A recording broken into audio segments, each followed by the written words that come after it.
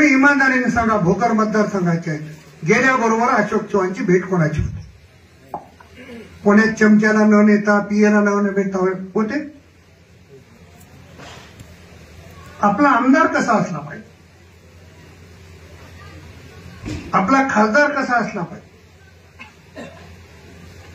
हे सर्वसामान्य कार्यकर्त्याला गेल्याबरोबर त्याची भेट झाली पाहिजे.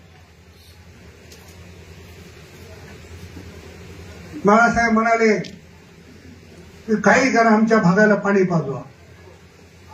अशोकरावनं पाहिजे ना, मी कशाला पाजू?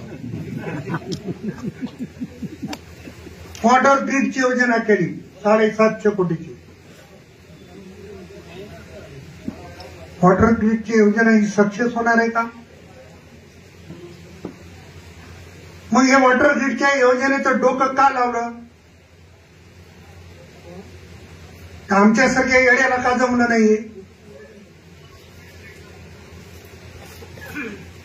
मी 2004 पासून आमदार आहे, म्हणजे तुमच्या आशीर्वादाने एकदा खासदारही झालो, पण इतकं डोकं लावायचं आम्हाला जमलंच नाही. हे डोकं असं आहे की सगळ्या गावच्या गुत्तेदाराला पैसे मागून तोंड खराब करण्यापेक्षा तालुका मामल्यात गेला तर गेला, पण आपलं कमिशन पक्क.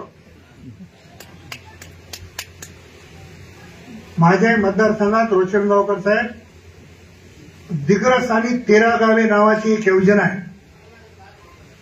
मी 2004ला पहिल्यांदा आमदार झालो, तेव्हापासून आतापर्यंत ती सक्सेस नाही. माझ्या अगोदरच्या लोकांनी ती मंजूर केली होती.